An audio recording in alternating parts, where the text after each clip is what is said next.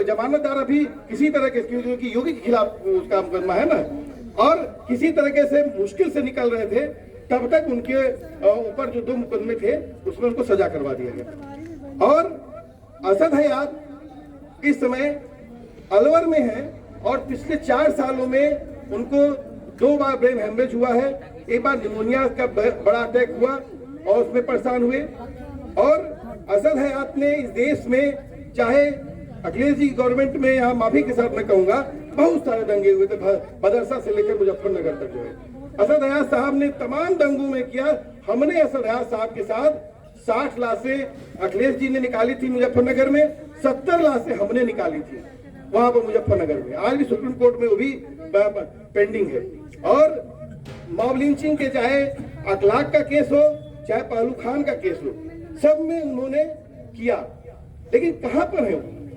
क्या समाज जान रहा है? माने कि लाख, 10 लाख, 5 लाख, 2 लाख के लिए वो जिंदगी जा रहे हैं।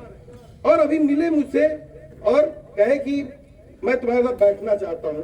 बैठे कहे यार महीनों बाद बैठा हूं, और कहा कि अल्लाह करे कि जो मेरे साथ हो रहा है कि किसी दूसरे से साथ न हो। उन्होंने कहा मंत्री जी, अल्लाह करे मेरे साथ जो हो रहा है किसी दूसरे के साथ ना हो। और मेरे पास जो शुगर था, मेरा ब्लड प्रेशर था, और वो पैसा मैं जो है कागज में लगाता था। और कहाँ लगाते थे, कब कागज में लगाते थे? क्योंकि जो चाहे पिछली गवर्नमेंट में हो, पिछली इस गवर्नमेंट में हो, मुझे लगता है कि हम आज अगर हीरालाल जी के यहाँ पर याद कर रहे हैं, माता सावित्रीबाई फुले जी को याद कर रहे हैं, ऐसे तमाम जो एक्टिविस्ट इस देश में हैं और इस देश में डिप्रेशन में चल रहे हैं।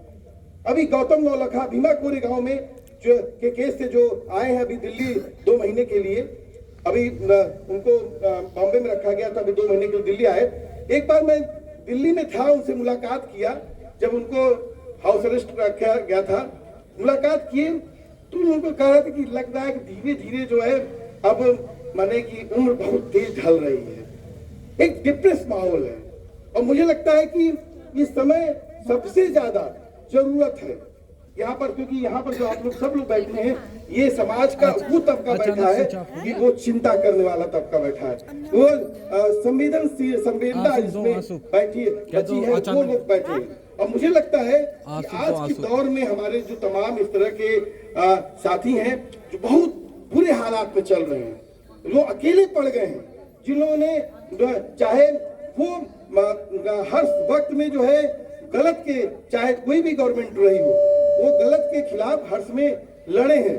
उनके साथ मुझे लगता है कि लड़ना चाहिए, उनके साथ खड़ा होना चाहिए। क्यों? क्योंकि अगर हम कह रहे हैं कि अशिक्षा और गुलामी, अशिक्षा और गुलामी का मामला, तो अगर हम अशिक्षा से शिक्षा की तरफ बढ़ रहे हैं, गुलामी से स्वतंत्रता की तरफ बढ़ रहे हैं, तो हम, और मुझे लगता है कि हमको परेशान नहीं होना चाहिए।